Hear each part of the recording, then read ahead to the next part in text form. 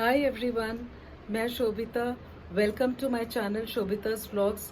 अगर आपने अभी तक मेरा चैनल सब्सक्राइब नहीं करा है तो प्लीज़ सब्सक्राइब करना और बेल आइकन को प्रेस करना तो बिल्कुल भी मत भूलना। चलिए आज बात करते हैं अपने चाइल्डहुड फ्रेंड्स, जो हमारे बचपन के पहले दोस्त होते हैं, जो कि हमें ईश्वर की तरफ से मिले होते हैं, और वो होते हैं हमारे कज़न्स, जो कि हमारा रिश्ता ऊपर वाला ही बनाकर भेजता है। और वो उनसे हमारी बहुत ही क्लोज बॉन्डिंग होती है, क्योंकि वो पहले फ्रेंड्स होते हैं। जब हम लोग बड़े होने शुरू होते हैं तो हमारे पहले बेस्ट फ्रेंड्स होते हैं वो। मेरी सब कज़न्स के साथ बहुत ही अच्छी बॉन्डिंग है।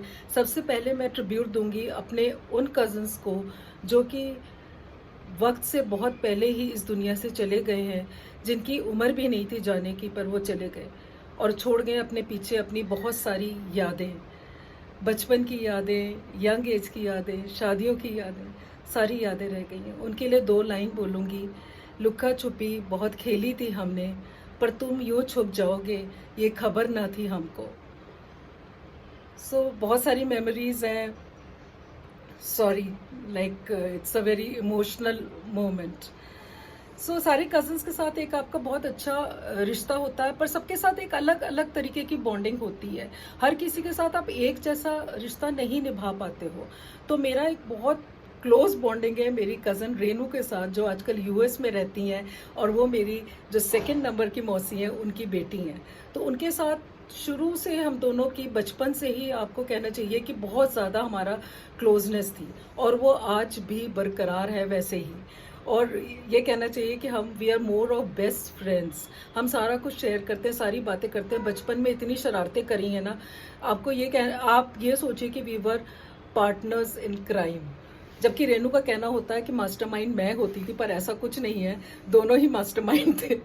दोनों की मिली जुली शरारतें होती थी।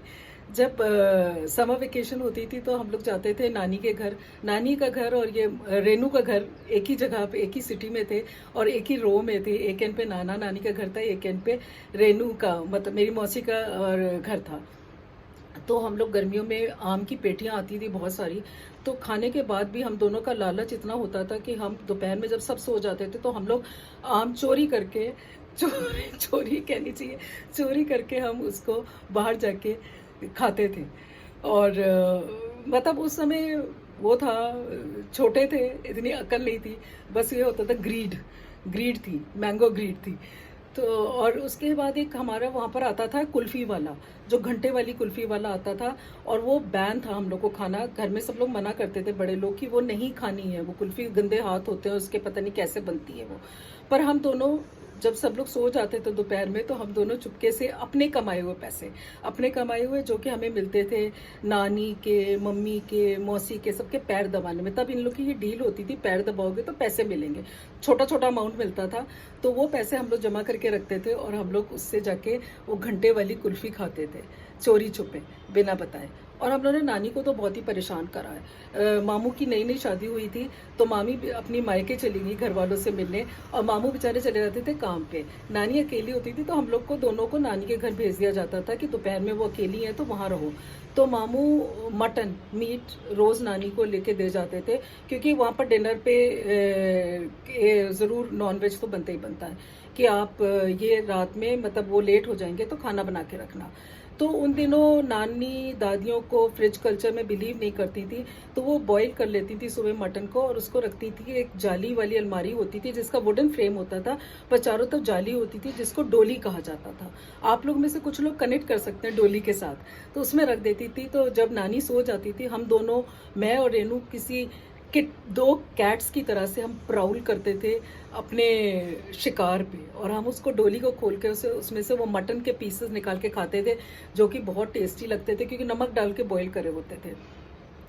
फिर उसके बाद हम लोग खाते थे। नानी को शायद 1-2 दिन तो बेचारी को शायद पता नहीं चला होगा, पर हमारा ये रूटीन बन गया। तो नानी है, अंदाज हो गया। तो उन्होंने इनडायरेक्ट वे में मम्मी को और मौसी को बोला कि इनको दोपहर में भेजने की ज़रूरत नहीं है, मैं सो जाती हूँ, मुझे कोई ऐसी प्रॉब्लम नहीं है।